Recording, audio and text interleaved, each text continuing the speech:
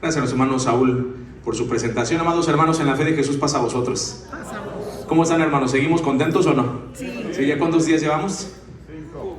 ¿Cuál vamos? ¿Por cuál vamos? Por el cuarto, ¿no? Estamos ya en el quinto día, ¿verdad? Ya estamos en el quinto día. Les decíamos que va avanzando demasiado rápido esta celebración. Vamos a leer en el libro de Levítico. Vamos a Levítico capítulo 23. Ahí es donde hemos estado estudiando acerca de esta fiesta.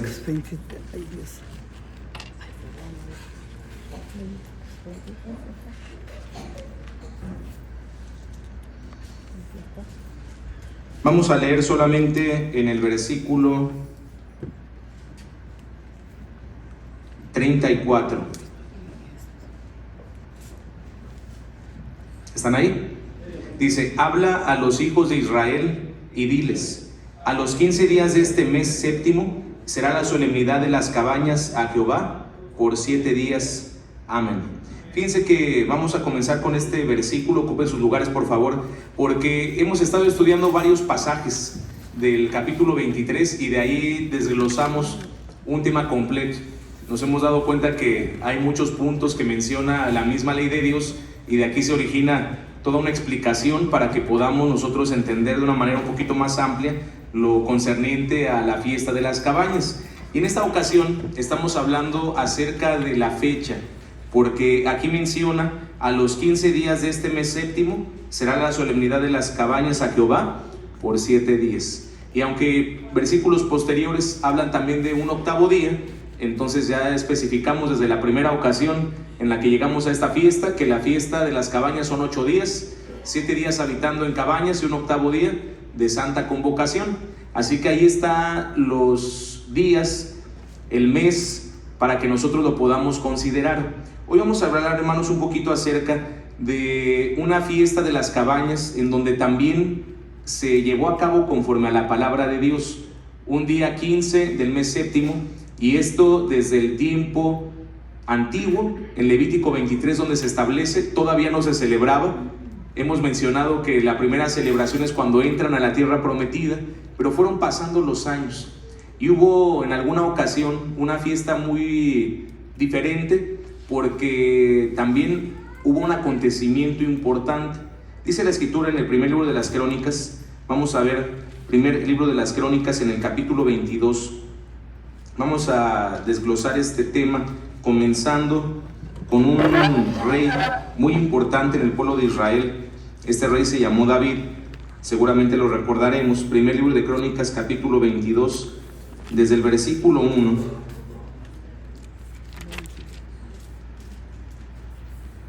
Dice así. ¿Están ahí? Voy a leerles, dice así: y dijo David: esta es la casa de Jehová Dios, y este es el altar del holocausto para Israel. Después mandó David que se juntasen los extranjeros que estaban en la tierra de Israel, y señaló de ellos canteros que labrasen piedras para edificar la casa de Dios. Asimismo aparejó David mucho hierro para la clavazón de las puertas y para las junturas, y mucho metal sin peso, y madera de cedro 50, porque los sidonios y tirios habían traído a David madera de cedro innumerable. Y dijo David: Salomón mi hijo es muchacho y tierno, y la casa que se ha de edificar a Jehová ha de ser magnífica por excelencia, para nombre y honra en todas las tierras. Ahora pues yo le aparejaré lo necesario. Y preparó David antes de su muerte en grande abundancia. Llamó entonces David a Salomón su hijo, y mandóle que edificase casa a Jehová Dios de Israel. Y dijo David a Salomón: hijo mío, en mi corazón tuve el edificar templo al nombre de Jehová mi Dios, mas vino a mí palabra de Jehová diciendo: tú has derramado mucha sangre y has traído grandes guerras. No edificarás casa a mi nombre, porque has derramado mucha sangre en la tierra delante de mí. He aquí un hijo te nacerá, el cual será varón de reposo, porque yo le daré quietud de todos sus enemigos en derredor. Por tanto su nombre será Salomón. Y yo daré paz y reposo sobre Israel en sus días. Él edificará casa a mi nombre, y él me será a mí por hijo, y yo le seré por padre, y afirmaré el trono de su reino sobre Israel para siempre.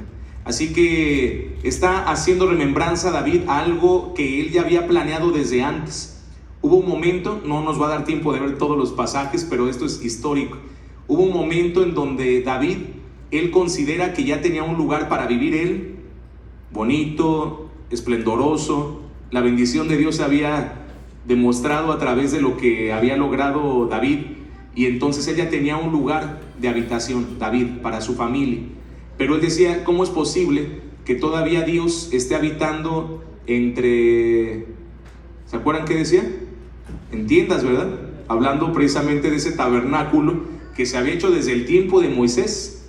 Así que ¿cómo es posible que yo ya esté viviendo en un palacio y Dios esté viviendo? Bueno, esto es simbólico, ¿verdad? Porque sabemos que Dios no puede ser contenido en ese lugar tan pequeño, pero así es como Dios había manifestado: me han de construir un santuario y yo habitaré entre ustedes. Así lo había dicho nuestro Dios. Entonces, el lugar en donde está Dios está pequeño, está todavía entre pieles de animales, es una tienda realmente el tabernáculo, y yo ya estoy en un lugar esplendoroso. Voy a construirle un lugar de adoración a Dios, algo con lo que él, más bien lo que él se merece, lo mejor de lo mejor. Inclusive aquí ocupa alguna expresión interesante, ¿no? Una casa magnífica por excelencia, hablando de adjetivos calificativos excelsos, de los más grandes, dando a entender debe de ser lo mejor, es lo que yo quiero. Ese era el deseo de David, pero viene la palabra de Dios a él y se le dice: tú no vas a poder edificar casa a Dios. Está bien la idea, pero tú no lo puedes hacer porque has sido un varón de guerra, has derramado demasiada sangre y tus manos no pueden ser las necesarias para que se edifique un lugar de tanta santidad. Así que van a hacerte un hijo, el cual sí tendrá paz en sus días. Él va a tener un reino pacífico y por esas características él va a poder edificar casa a mi nombre. Así que, ¿era buena la idea de David o no, hermanos? Sí, hay veces que tenemos buenas ideas nosotros, pero no siempre somos los más adecuados para llevarlas a cabo, o necesitamos ciertas características, así como le pasó a David. Tú no lo puedes hacer por esta situación, pero vendrá quien sí lo vaya a hacer. Pero esto no le exime a David, no le restaba de que pudiera también preparar algo. Bueno, yo no lo voy a construir, pero quiero dejar algo preparado para que sea más sencilla la edificación, y porque también quiero yo aportar, porque Dios me ha dado tanto que yo también quiero dar tanto. Recordemos que uno de las características de la fiesta de las cabañas que veíamos desde el principio era que cada uno debería de traer conforme a lo que Dios le ha dado de bendición. No debe de comparecer nadie vacío delante de Dios. Así que David había recibido mucho de Dios y él también quería entregar de cierta forma lo mejor que él pudiera preparar. No iba a construir, pero sí pudo dejar muchas cosas. Y los primeros versículos de este capítulo hablan sobre eso que había dejado, lo que ya estaba preparando: mucha madera. Inclusive dice que también preparó a las personas que podían realizar el trabajo, canteros que iban a labrar piedras. Dice la escritura también que hasta hierro para la clavazón de las puertas, para las junturas, mucho metal. Cuando dice sin peso es que era excesivo. Madera de cedro también 50. Era demasiado lo que había hecho David, lo que había él preparado. Y ya le está dando instrucciones a su hijo: mira, hijo, Salomón, tú vas a ser el que va a construir esto. Ya me lo había dicho Dios desde antes. Tú vas a cumplir con esta tarea. Inclusive hasta se le dice: te van a hacer un hijo con estas características y llamará su nombre Salomón, porque habrá paz en su reino. Y así fue. Salomón toma el lugar y dice el versículo 11: ahora pues, hijo mío, sea contigo Jehová y seas prosperado y edifiques casa a Jehová tu Dios como él ha dicho de ti, y Jehová te dé entendimiento y prudencia, y él te dé mandamientos para Israel, y que tú guardes la ley de Jehová tu Dios. Entonces serás prosperado si cuidares de poner por obra los estatutos y derechos que Jehová mandó a Moisés para Israel. Esfuérzate pues y cobra ánimo, no temas ni desmayes. He aquí, yo en mi estrechez he prevenido para la casa de Jehová 100,000 talentos de oro, 1,000,000 de millares de talentos de plata, no tiene peso el metal ni el hierro, porque es mucho. Asimismo ha prestado madera y piedra, a lo cual tú añadirás. Tú tienes contigo muchos oficiales, canteros, albañiles y carpinteros, y todo hombre experto en toda obra, del oro, de la plata, del metal, del hierro, no hay número. Levántate pues y a la obra, que Jehová será contigo. Lo estaba animando, ¿no, hermanos? Imagínense qué mejor ánimo que decirle: ya te preparé todo esto. Esto es demasiado. Oro, plata, hierro, metales, piedras, madera. Ya hay mucho. Y además los que van a ejecutar la obra: albañiles, carpinteros, canteros. Casi le está dejando todo listo. Pero también le dijo David a Salomón: tú vas a añadir a eso, porque la casa que vas a construir, magnífica por excelencia. Así que me gusta mucho la expresión que ocupó el rey David: levántate pues y a la obra, que Jehová será contigo. Manos a la obra, ¿no? Ya hay que ponerse a trabajar. No temas, no desmayes, como se ha dicho también a los hombres desde la antigüedad. Manos a la obra, vamos a ponernos a trabajar. Y así fue como comenzó precisamente ese buen deseo de David inicialmente. Dejó las cosas preparadas. De hecho, este capítulo está datado en el año 1017 antes de la era común. 1017 antes de la era común, para que lo consideremos. Nos va a ayudar para realizar algunas cuentas. Segundo libro de Crónicas, capítulo 3. Segundo libro de Crónicas, capítulo 3. Versículo 2: y comenzó a edificar en el mes segundo, a 2 del mes, en el 4.º año de su reinado. Así que aquí ya se está poniendo una fecha. Esto era en el 4.º año del reinado de Salomón, en el mes segundo, a los 2 del mes. Es cuando comenzó a edificar el templo de nuestro Dios. Y este capítulo está datado precisamente en ese año 4.º, ¿verdad? Ahorita vamos a platicar sobre el punto. Segundo libro de Crónicas, ahora en el capítulo 6, versículo 7. Segundo libro de Crónicas, capítulo 6, versículo 7. Ya está hablando ahora Salomón.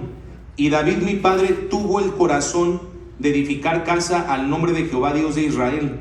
Mas Jehová dijo a David mi padre: respecto a haber tenido en tu corazón edificar casa a mi nombre, bien has hecho en haber tenido esto en tu corazón. Pero tú no edificarás la casa, sino tu hijo que saldrá de tus lomos, él edificará casa a mi nombre.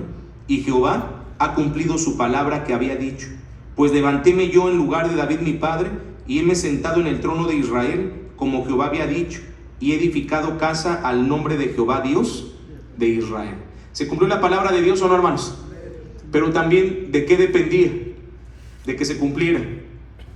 ¿De qué depende? De que se cumpla la palabra de Dios en estos casos. De las personas, de la disposición, de la fe, porque eso es lo que había dicho David, es lo que le había dicho Dios a David también. Y otra cosa es que Salomón lo hiciera, porque como lo comentábamos el otro día, escuchamos la palabra de Dios y de momento puede ser que nos convenzamos y digamos manos a la obra, ¿no?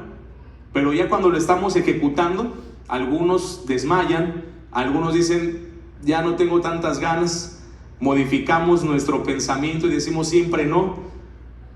Y puede ser que esas obras no continúen, pero debe de estar siempre en nuestro corazón el poder cumplir con la palabra de Dios, el que si se va a hacer algo para Dios, se pueda siempre concluir. Manos a la obra. Y Salomón siempre tuvo en su mente lo que le había dicho Dios a su padre: esto va a acontecer, te nacerá un hijo, que él va a edificar casa a mi nombre. Y Salomón, cuando ya lo logra, dice: se cumplió la palabra de Dios. Qué bueno que mi padre tuvo el pensamiento, se lo dijo Dios, pero no lo puedes edificar tú, lo va a edificar tu hijo. Mi padre me dejó muchas cosas, yo le añadí, se hizo la obra y aquí está. Ahora ha llegado el momento de poder dedicar esta casa, que es para adoración a nuestro Dios. Dice entonces el primer libro de Reyes, capítulo 6, ahora sí como una remembranza de lo que hemos estado viendo en estos capítulos. Primer libro de Reyes, capítulo 6, en el versículo 37. En el cuarto año, en el mes de Sif, se echaron los cimientos de la casa de Jehová. Y en el 11º año, en el mes de Bul, que es el mes octavo, fue acabada la casa con todas sus pertenencias y con todo lo necesario. Edificóla pues en 7 años. Así que aquí está diciendo ahora el comienzo y el final. Ya habíamos visto un pasaje que hablaba del comienzo, inclusive decía al cuarto año de Salomón, en el mes segundo, en el día, ¿se acuerdan? ¿En qué día? Lo leímos en la otra cita. Cuarto año de Salomón, en el mes segundo, ¿en qué día? 15. No. ¿Quién da más o quién da menos? Ya ven, siempre con las cuentas les digo, vamos a leer los pasajes. Era el día 2, acuérdense, era cuarto año, mes segundo, día segundo también. Así que ahí es cuando comenzó esa construcción. Y dice el versículo 38, y en el 11º año de Salomón, en el mes de Bul, que es el mes octavo, fue acabada la casa con todas sus pertenencias y con todo lo necesario. Edificóla pues 7 años. ¿Fue poco o fue mucho, hermanos? ¿Qué opinan? 7 años. Dice, para lo que hicieron, pues creo que fue poco tiempo. Porque imagínense si siguiera existiendo ese templo que en su momento edificó Salomón, seguramente, no habría duda, de que sería una de las maravillas del mundo, ¿o no, hermanos? Sí. Imagínense cómo quedó esa casa. Porque aunque David no la vio terminada, pero sí le dijo cómo la quería para Dios. Quiero que esta casa quede magnífica por excelencia. Y ocuparon de la mejor madera para poder hacer las estructuras. ¿Cuál era la mejor madera de ese tiempo, hermanos? Cedro. El cedro, pero ¿de dónde? Porque hay muchos cedros en el mundo. ¿De dónde? El cedro del Líbano. Bueno, hasta la fecha han pasado ya muchos años, vamos a hablar de 3000 años. Hasta la fecha, esa madera sigue siendo de las mejores del mundo. De hecho, el Líbano, y es un país actualmente, su bandera, como un símbolo nacional, es un cedro. Y entonces está la bandera del Líbano y al centro su escudo nacional es un cedro. Y esa madera, hermanos, es muy costosa hasta nuestro tiempo. Y es de la mejor madera que existe en el mundo. Bueno, esa fue la que ocuparon para poder realizar las obras en el templo de nuestro Dios. Y era complicado. Otro día tendremos oportunidad de ver cómo fue la logística para poder construir el templo. Hoy no tenemos tanto tiempo, hermanos, porque después nos tomamos un poquito más y ya no nos da tiempo ni de cenar, así que no tenemos tanto tiempo, pero todo está escrito en la palabra de Dios y nos dice cómo se hizo todo ese procedimiento, toda esa logística que realizaron, porque no es como ahora que distancias largas mandamos las cosas en avión y llegan unas cuantas horas. Antes tenían que trasladar las cosas a una costa y de ahí por mar, en barco, y después otra vez descargaban y ahora tierra adentro. Imagínense la cantidad de madera que llevaron del Líbano. Así que fue algo extraordinario.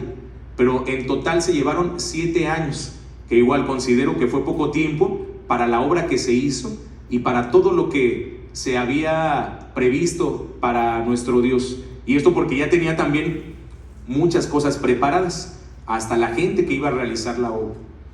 Esto está ahora sí fechado en el año 1005. El versículo que acabamos de leer, primer libro de Reyes, capítulo 8.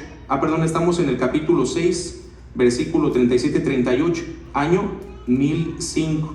Ahora, del 1005 al 1012, fíjense, 1005, 1006, 1007, 1008, 1009, 1010, 1011 y 1012. Entonces son 7 años. Por eso la fecha que dimos al principio, cuando comenzaron, era el año 1012. Pasaron 7 años, año 1005 se concluye la obra. Pero si nosotros leemos el capítulo 8, vamos al capítulo 8, versículo 1 de este primer libro de Reyes.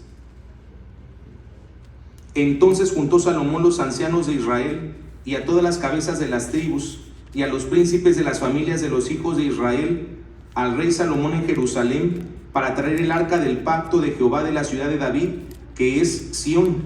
Y se juntaron el rey Salomón, todos los varones de Israel, en el mes de Tanim, que es el mes séptimo, en el día solemne. Y vinieron todos los ancianos de Israel, y los sacerdotes tomaron el arca, y llevaron el arca de Jehová, y el tabernáculo del testimonio, y todos los vasos que estaban en el tabernáculo, los cuales llevaban los sacerdotes y levitas. Y el rey Salomón y toda la congregación de Israel, que a él se había juntado, estaban con él delante del arca, sacrificando ovejas y bueyes, que por la multitud no se podían contar ni numerar. Y los sacerdotes metieron el arca del pacto de Jehová en su lugar, en el oráculo de la casa, en el lugar santísimo, debajo de las alas de los querubines, porque los querubines tenían extendidas las alas sobre el lugar del arca, y así cubrían los querubines el arca y sus varas por encima.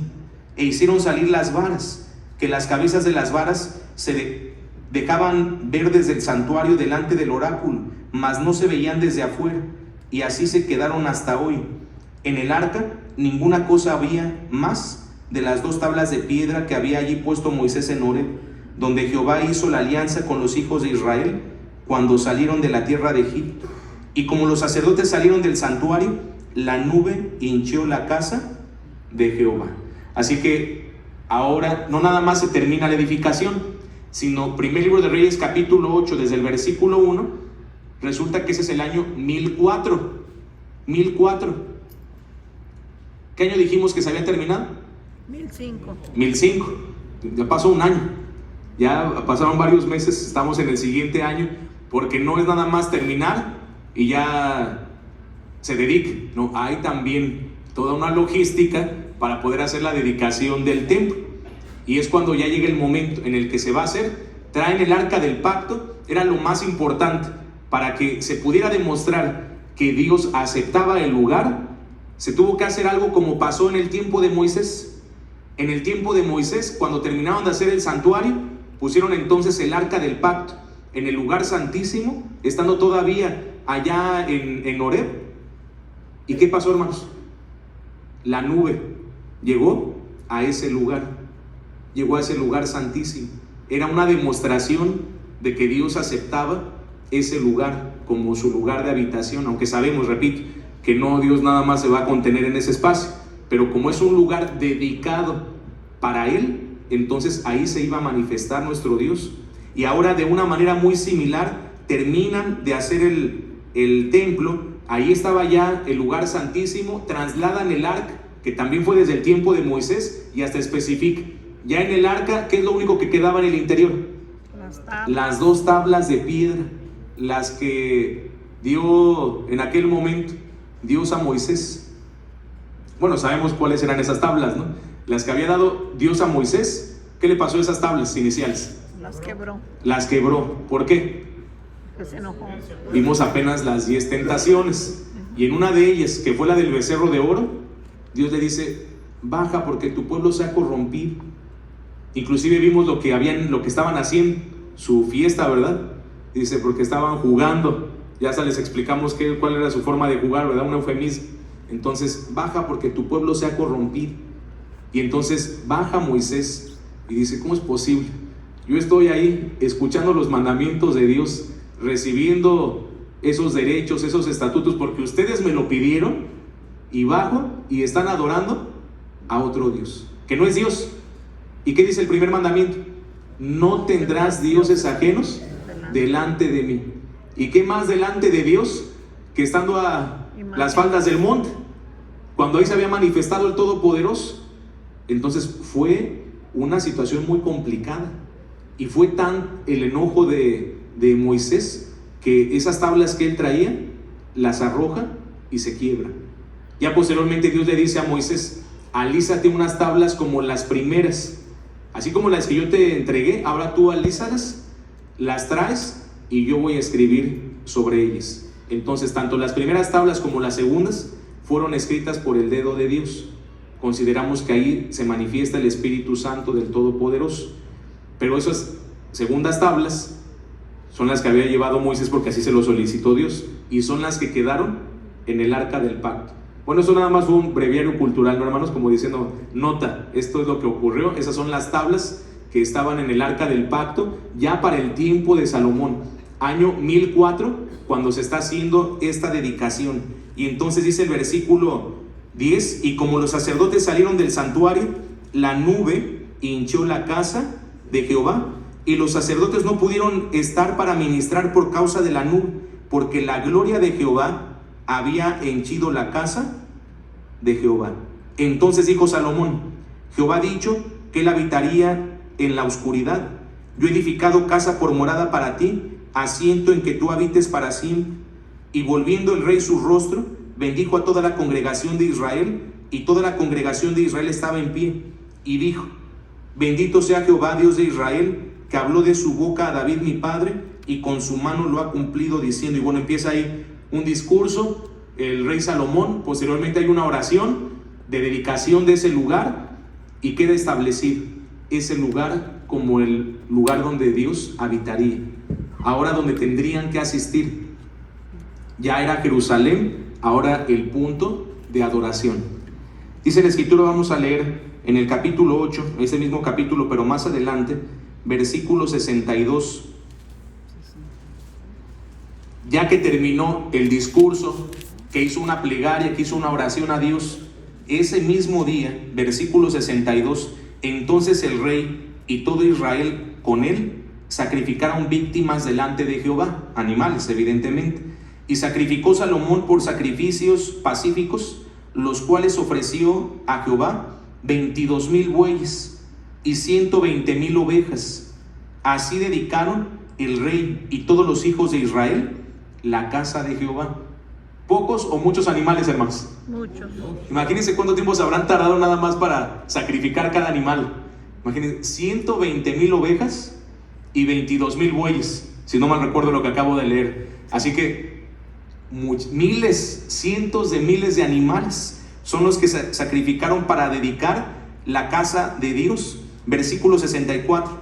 Aquel mismo día santificó el rey el medio del atrio que estaba delante de la casa de Jehová, porque ofreció allí los holocaustos y los presentes y los cebos de los pacíficos, por cuanto el altar de bronce que estaba delante de Jehová era pequeño, y no cupieran en él los holocaustos y los presentes y los cebos de los pacíficos. Ya sabemos un poquito porque lo estudiamos también en esta semana. ¿Qué es un holocausto? Un sacrificio. A ver, hermanos, como que ese silencio no nos gusta mucho. ¿Qué es un holocausto? Es una ofrenda quemada, es una ofrenda encendida, es un animal que se le da muerte y después se tiene que quemar. Eso es un holocausto. ¿Qué es? Dice aquí también el pasaje, ¿qué es un presente? ¿Los presentes cómo eran? ¿Quién se acuerda? ¿De qué eran los presentes? Los presentes no eran de animales, los presentes no eran una oblación. Decíamos que tenía que ver con harina, y también iban incluidos libaciones, que son líquidos, y normalmente era vino. Entonces eso es lo que también se entregaba, es prácticamente lo que siempre se entregaba. Ya existía desde tiempo antiguo el holocausto continuo, y también hablaba de una oblación y de una libación. Entonces, para que vayamos recordando también los puntos que hemos estado estudiando durante la semana, no lo olvidemos, porque si alguien nos pregunta hay que saber responder, ¿verdad? Para que le podamos explicar con más eficacia. Dice el versículo 65: en aquel tiempo Salomón hizo fiesta, y con él todo Israel, una grande congregación, desde como entran en Amat hasta el río de Egipto, delante de Jehová nuestro Dios, por 7 días, y otros 7 días, esto es, por 14 días. Y el 8º día despidió al pueblo, y ellos, bendiciendo al rey, se fueron a sus estancias alegres y gozosos de corazón por todos los beneficios que Jehová había hecho a David, su siervo, y a su pueblo Israel. Así que, ¿alguien se acuerda en qué mes se hizo la dedicación del templo? ¿En qué mes? ¿En cuál mes? ¿Dónde lo decía? Por ahí, hermano, en todo un montón de versículos que leímos, por ahí está escondido. ¿Dónde lo decía? En los primeros versículos de este capítulo. Dijimos que este es el mismo día, y entonces el capítulo 8 en el versículo 2, y se juntaron al rey Salomón todos los varones de Israel en el mes de Tanim, que es el mes séptimo, en el día solemne. Entonces, aquí están estos pasajes. Mes séptimo. Resulta que en el mes séptimo es cuando se dedica el templo. ¿Cuántos días fue de esa fiesta de dedicación? ¿14? ¿7? 114. Más 7 de cabañas. Bueno, ya estábamos entrando al punto que queríamos llegar, ¿no? No lo especifica aquí. Aquí no nos dice qué día. Nada más nos habla del mes. Solamente dice es mes séptimo. Pero si nosotros queremos encontrar el día, tenemos que leer el segundo libro de las Crónicas en el capítulo 7. Recordando, hermanos, que los libros de Reyes y de Crónicas son complementarios y muchos de estos hablan de las mismas historias, pero puede ser que nos dé más información uno que el otro para poderla conjugar y tener la historia completa. Segundo libro de Crónicas, capítulo 7, les estaba diciendo, en el versículo 1, vean ahora aquí la expresión. Y como Salomón acabó de orar, el fuego descendió de los cielos y consumió el holocausto y las víctimas, y la gloria de Jehová hinchió la casa. Y no podían entrar los sacerdotes en la casa de Jehová, porque la gloria de Jehová había henchido la casa de Jehová. ¿Lo leímos en Reyes o no? Sí, nada más que aquí añade algo. Fíjense en el primer versículo. Como Salomón acabó de orar, es como si hubiera hecho la dedicación con una oración. El fuego descendió de los cielos y consumió el holocausto y las víctimas. Hasta lo leímos en el pasaje anterior. Víctimas, los animales. Y la gloria de Jehová hinchió la casa. No podían entrar los sacerdotes en la casa de Jehová, porque la gloria de Jehová había henchido la casa de Jehová. Y como vieron todos los hijos de Israel descender el fuego y la gloria de Jehová sobre la casa, cayeron en tierra sobre sus rostros en el pavimento y adoraron, confesando a Jehová y diciendo que es bueno, que su misericordia es para siempre. Y entonces, ya viendo ese tipo de señales, ¿sí cree la gente o no cree la gente, hermanos? Por supuesto, ¿verdad? Ya cuando ven ese tipo de señales, dice que se postraron sobre el pavimento, hasta lo especifica, en el suelo, y empezaron a entonar un salmo. Que es bueno, que su misericordia es para siempre. ¿Sí se saben ese salmo, hermanos, o no? Sí. Bueno, hay dos salmos que tienen la misma, el mismo formato, ¿no? de adoración a Dios. Entonces, versículo 4. Entonces el rey y todo el pueblo sacrificaron víctimas delante de Jehová, y ofreció el rey Salomón en sacrificio 22,000 bueyes, 120,000 ovejas. ¿Era lo mismo o no? Sí. Lo que leímos en Reyes, ¿no? Sí. Exactamente igual. Y así dedicaron la casa de Dios el rey y todo el pueblo, y los sacerdotes asistían en su ministerio, y los levitas con los instrumentos de música de Jehová, los cuales había hecho el rey David, para confesar a Jehová que su misericordia es para siempre, cuando David alababa por mano de ellos. Asimismo los sacerdotes tañían trompetas delante de ellos, y todo Israel estaba en pie. ¿Cómo habrá sido ese día? ¿Alegría o no? ¿Ocupaban instrumentos? ¿Cuáles? Bueno, David tenía tantas virtudes. Dios le había dado tantas virtudes que David no nada más componía los salmos, es decir, no nada más la letra, no nada más la música, sino hasta él creaba instrumentos. Eso es lo más difícil, ¿no? Porque ahora ya ocupamos un instrumento ya hecho. Él creaba los instrumentos, la música y la letra. Entonces ya, ¿qué más faltaba? Ya no faltaba nada. Ya estaba la bendición de Dios en el rey David, y fue un instrumento muy especial el rey David, para que hasta la fecha, fíjense, ya han pasado también muchos años, 3,000 años, sigamos cantando esos salmos, sigamos alabando el nombre de nuestro Dios hasta en diferentes idiomas a lo largo del mundo, porque esos salmos se han traducido en muchísimos idiomas, y así como nosotros cantamos estos salmos, los están cantando en esta fiesta de las cabañas en otros países que a lo mejor ni conocemos, porque a veces es complicado, ¿verdad?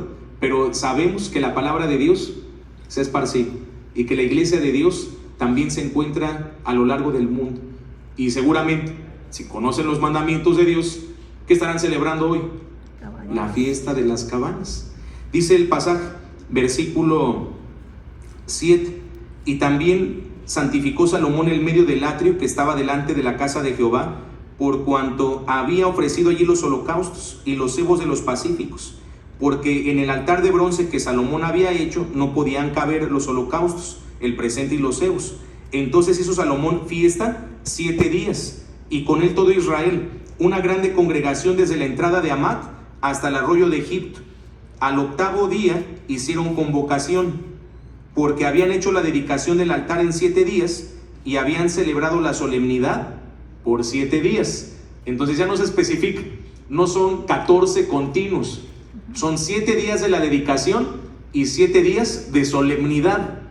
Pero después especifica el versículo 10, y a los 23 del mes séptimo envió al pueblo a sus estancias, alegres y gozosos de corazón por los beneficios que Jehová había hecho a David, a Salomón y a su pueblo Israel. Así que, hermanos, vamos a proyectar aquí para que ya vayamos cerrando la idea.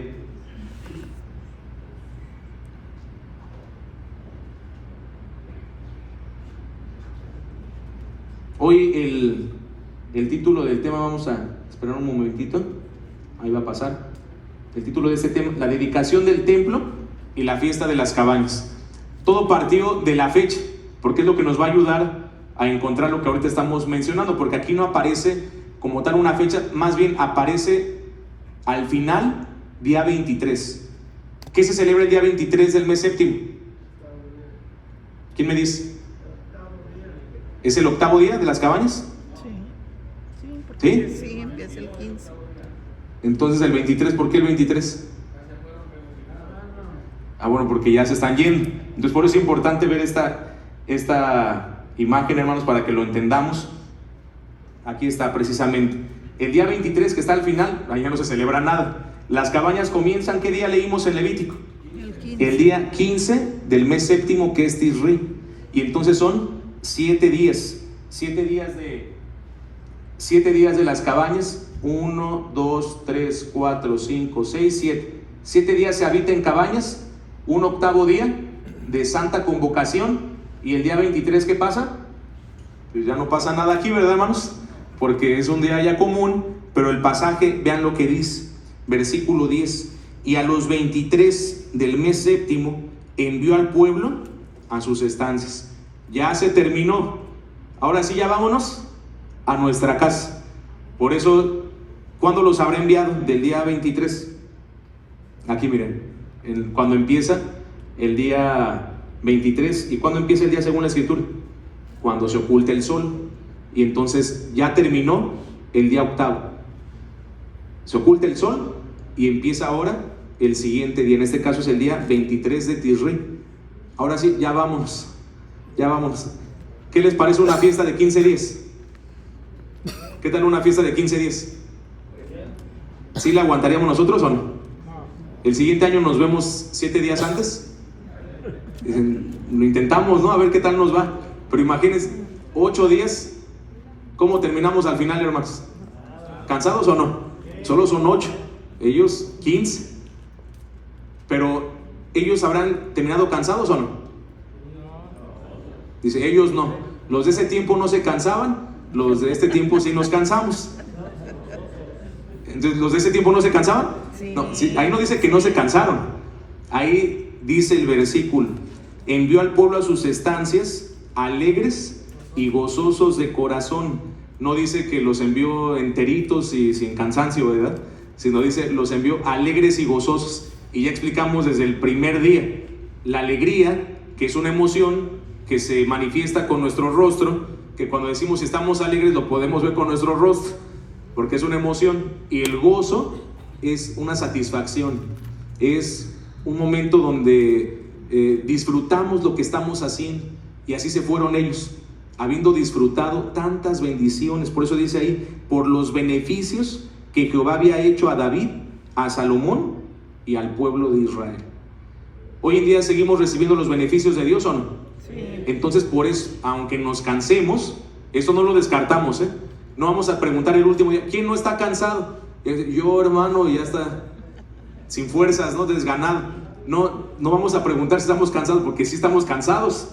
Más si estuvimos los 8 días, sí nos vamos a cansar. Pero más bien mantuvimos el gozo, nos vamos también gozosos y nos vamos alegres. Ahí donde vamos a ver es la cara al final. No en un mal sentido, ¿verdad?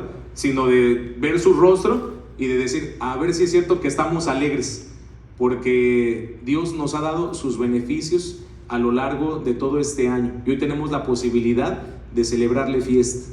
Hay que mantener el gozo, y cuando vayamos a nuestra casa, cada vez que ya nos envían a nuestra casa, ahora sí, hermanos, ya se terminó todo, ya son las 11 de la noche, vámonos, hermanos, ya a su casa, vamos a cerrar ya la casa de oración, porque mañana hay que trabajar. Así que cada vez que nos vayamos, alegres y gozosos. Y así es como los envió Salomón, y por eso el 23 no se celebra ya nada. El 23 ya culminó, el 22 la fiesta de las cabañas, el 23 los regresa a su casa. ¿Será importante ese momento tan especial de la dedicación del templo o no? Sí. ¿Habrá sido importante? Sí. Y fíjense, la primera fiesta que celebraron fue la fiesta de las cabañas. De este mandamiento que Dios pone desde el principio, 3 veces en el año me celebraréis fiesta. La fiesta de la Pascua, que son los ácimos, la fiesta del Pentecostés, que es la fiesta de las semanas o de la siega, y la fiesta de las cabañas o de la cosecha a la salida del año. 3 veces en el año me celebraréis fiesta. Y la primera que celebraron de estas 3, cuando dedicaron el templo, ¿cuál fue? La fiesta de las cabañas. Pareciera coincidencia, pero ese templo se destruyó, y cuando regresaron después de varios años, lo reconstruyeron, y la primera fiesta de las 3 del año que celebraron también fue la fiesta de las cabañas. Así que, hermanos, por eso digo, pareciera coincidencia, pero ahora, ¿en dónde está ese templo, hermanos? ¿Dónde está ese templo? ¿Todavía está en pie? También lo destruyeron, lo reconstruyeron en su momento y lo volvieron a destruir muchos años después, ya en el año 70, los romanos. ¿Ahorita tenemos ese templo? No. ¿Ahora el templo en dónde está, hermanos? ¿Esta casa de oración es un templo? No con esas características, eso lo debemos de entender. Hay veces que ocupamos la palabra templo y sí, está enfocada a un lugar religioso de adoración, pero con estas características que menciona la Escritura, no es un templo. Porque si quisiéramos que este fuera el templo de Dios, ¿qué nos hace falta? ¿Qué nos hace falta? Pues, hermanos, casi todo. Porque, y lo más importante, un lugar santo, un lugar santísimo, y algo para que se verifique que esa es la casa de Dios. Se trae un arca, se pone ahí, y hay una nube que hinchó toda la casa. Ahí está la gloria de Dios. Entonces, no, ese no es el templo. Por eso decimos es una casa de oración. Pero resulta que a través del maestro Jesús ya se estaba diciendo lo que iba a pasar en el futuro. Y el maestro de Galilea le dijo a una mujer: va a llegar el momento que ni en este monte, le dijo a esa mujer samaritana, ni en Jerusalén va a ser el lugar de adoración. Ya estaba profetizándolo. Ahora dice la Escritura en la segunda carta a los Corintios, ya para terminar, segunda carta a los Corintios en el capítulo 4, esto no lo olvidemos, porque especificábamos, esta casa de oración no es literalmente un templo. Eso no le resta santidad, para que no confundamos, porque las casas de oración que tenemos actualmente se consagran, es decir, se dedican específicamente para realizar labores como las que estamos haciendo. Cuando se consagra una casa de oración, se dice para que en este lugar se pueda predicar la palabra de Dios, se puedan celebrar las fiestas, se puedan hacer todos los oficios de la iglesia. Entonces sí está dedicada para algo, no es literalmente el templo, pero no olvidemos lo que dice la segunda carta a los Corintios en el capítulo 4, les decía que vamos a leer en este pasaje, el versículo es el número 16, segunda carta a los Corintios 4, 16, por tanto, no desmayamos, antes, aunque nuestro hombre exterior se va desgastando, el interior empero se renueva de día en día, porque lo que al presente es momentáneo y leve de nuestra tribulación, nos sobra un sobremanera alto y eterno peso de gloria, no mirando nosotros a las cosas que se ven, sino las que no se ven, porque las cosas que se ven son temporales, mas las que no se ven son eternas. Y en ese tiempo se veía el templo, eso era temporal, inclusive se destruyó una vez con los babilonios, otra vez con los romanos. Eso es lo físico, y a veces necesitamos físico para poder creer muchos. Quiero verlo, quiero ver el arca del pacto, quiero ver el lugar santísimo, hermano, es más, algunos hasta empezamos a malinterpretar, ¿no? En la casa de oración es como si donde estamos sentados es el lugar santo y aquí el frente es el lugar santísimo. No, no es eso. Esa es una casa de oración. No necesitamos ver todo para que podamos tener ese sentimiento de alegría, ese sentimiento de gozo. Hoy ese templo ya no está físicamente, ya no se ve con los ojos físicos. Ese templo, dice, somos cada uno de nosotros. Y cuando empezamos a ver lo que no se ve, pareciera como algo que es sin sentido, ¿no? Cuando empecemos a ver lo que no se ve, entonces vamos a darnos cuenta que ahí está realmente la vida eterna, ahí está la eternidad. Cuando entendemos la majestuosidad que tuvo ese templo y que ahora Dios nos da la oportunidad de que yo sea ese templo de Dios.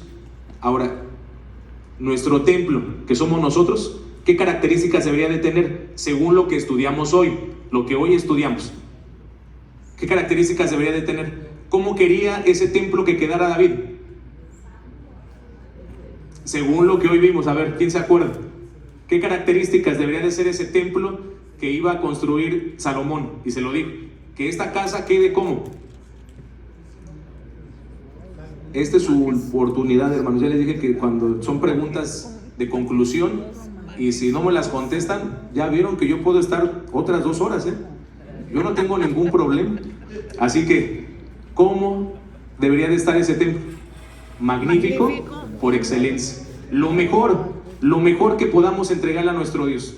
Los mejores materiales, oro, plata, hierro, la mejor madera. Eso es lo mejor para Dios. Así también debemos de estar nosotros delante del Creador. Lo mejor es lo que le vamos a entregar a nuestro Dios. Que nuestro cuerpo sea ese templo de Dios. Imagínense si mi cuerpo, y no necesariamente está hablando de lo físico, ¿verdad?, sino también de mis pensamientos. Ese templo parece que le pasó la destrucción de los romanos, ¿no? Y entonces ese templo ya no está en pie. No, hay que mantenerlo firme, siempre con la idea que tuvo también David. Lo mejor para Dios, magnífico por excelencia. Así que busquemos la excelencia para que eso que no se ve lo podamos entender y habite Dios en cada uno de nosotros. Que la gloria de Dios pueda llegar a nuestro corazón y entonces seamos templos andantes, podamos participar de la palabra de nuestro Dios en nuestras vidas. Que Dios los bendiga, amados hermanos, y paz a vosotros. Pasamos.